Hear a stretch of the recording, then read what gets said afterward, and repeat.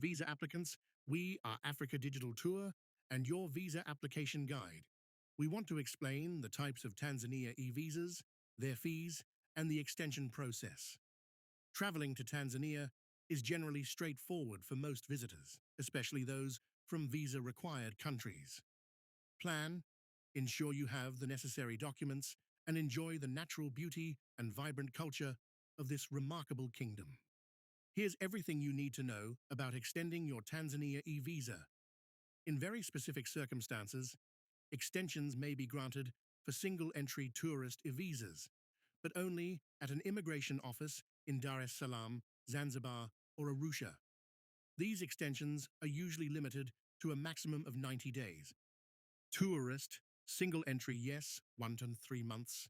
Visa extension fees, 50 USD to 100 USD, some 200 USD up to 6 months. A business visa is valid for the original period and is not extendable. Multiple entry visa applicants can stay 90 days, visit and exit or re-enter. Extensions, not extendable. Transit visa valid up to 7 days. Extensions, not extendable. For all visa support, visit www.africatourvisa.com. Thank you and welcome to Tanzania.